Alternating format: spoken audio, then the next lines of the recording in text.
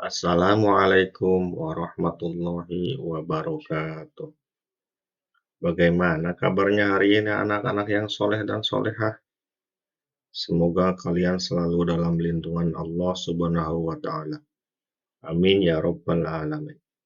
Anak-anak, hari ini Bapak akan membahas pelajaran SKI, yaitu tentang materi Khalifah Utsman bin Affan.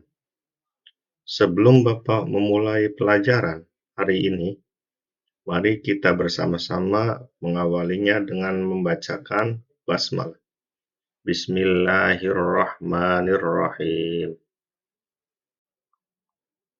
Biografi Utsman bin Affan. Utsman bin Affan dilahirkan di kota Thaif, yaitu kota Mekah, pada tahun 576 Masehi, yaitu 5 tahun setelah kelahiran Nabi Muhammad SAW. Ayahnya bernama Affan bin Abdil As bin Umayyah bin Abdis Syam, sedangkan ibunya bernama Arwa bin Quraisy bin Rabi'ah bin Habib bin Abdis Syam.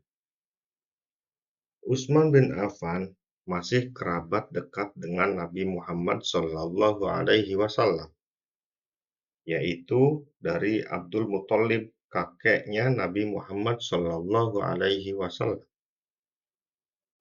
Utsman bin Affan masuk Islam setelah berdiskusi dengan Abu Bakar As-Siddiq pada tahun 611 Masehi.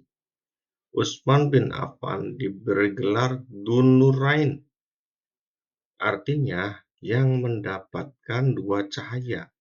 Yang dimaksud dua cahaya itu, Utsman bin Affan menikahi dua putri Rasulullah Shallallahu Alaihi Wasallam, yaitu Ruqayyah dan Ummu Kulsum. Utsman bin Affan diangkat menjadi khalifah ketiga pada hari Senin akhir bulan Dzulhijjah tahun 23 Hijriah 644 Masehi, menggantikan Khalifah Umar bin Khattab. Utsman bin Affan menjabat sebagai khalifah yang terlama, yaitu dari tahun 644 Masehi sampai 656 Masehi. Diangkat pada usia 70 tahun. Langkah-langkah perluasan dakwah Islam. Khalifah Utsman bin Affan memerintah selama kurang lebih 12 tahun. Usaha-usaha yang dilakukan Utsman bin Affan antara lain: yang pertama, perluasan dakwah Islam ke Armenia. Khalifah Utsman bin Affan mengirim para tokoh Muslim yang dipimpin oleh Salman, Rabi'ah, dan Baili. Mereka berhasil mengajak kerjasama dengan penduduk Armenia, sehingga penduduk Armenia memeluk agama Islam. Yang kedua, perluasan wilayah ke Tunisia di Afrika. Utsman bin Affan mengutus para pendakwah Islam yang dipimpin oleh Abdullah bin Sa'ad untuk berdakwah ke negeri Tunisia di Afrika yang berada dalam kekuasaan penjajahan Romawi, sehingga berhasil mengislamkan penduduk Tunisia dan membebaskan masyarakatnya dari penjajah Romawi. Kebijakan Khalifah Utsman bin Affan dalam bidang pemerintahan. Khalifah Utsman bin Affan banyak mengangkat kerabatnya sebagai pejabat tinggi dan penguasa negara. Di antaranya yaitu yang pertama, Abdullah bin Sa'ad bin Abi Sar, saudara sesusunan Utsman bin Affan, sebagai gubernur Mesir menggantikan Amru bin As.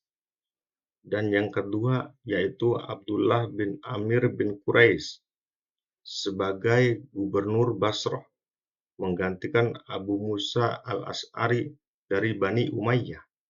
Dan yang ketiga yaitu Walid bin Uqbah bin Mu'is saudara sesusunan Utsman bin Affan, sebagai gubernur Kufah, menggantikan Sa'ad bin Abi Waqqas. Jasa-jasa Utsman bin Affan.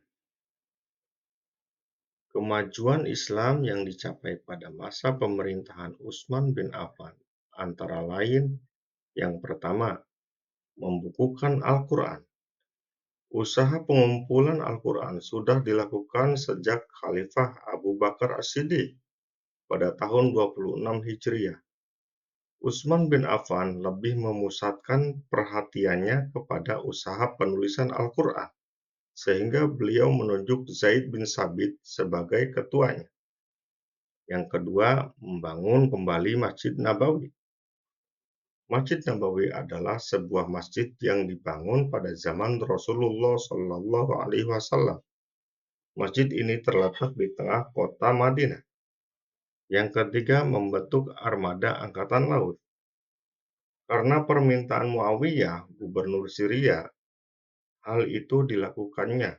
Karena di pesisir daerah Syria, Muawiyah harus menghadapi serangan-serangan angkatan laut Romawi. Jadi dibentuklah angkatan laut oleh Khalifah Utsman bin Affan. Wafatnya Utsman bin Affan. Khalifah Utsman bin Affan wafat pada tanggal 12 Dzulqa'dah tahun 35 Hijriah atau 17 Juni tahun 656 Masehi dalam usia 81 tahun. Keteladanan Khalifah Utsman bin Affan. Sifat Khalifah Utsman bin Affan yang harus kita teladani adalah sebagai berikut. Yang pertama, dermawan. Kedua, sabar. Ketiga, rendah hati atau berhati lembut. Keempat, pemalu. Dan kelima, budiman. Untuk pembahasan hari ini cukup sampai di sini. Apabila kalian belum paham, kalian bisa tanyakan langsung. Sampai ketemu di pertemuan berikutnya. Akhirul kalam. Wassalamualaikum warahmatullahi wabarakatuh.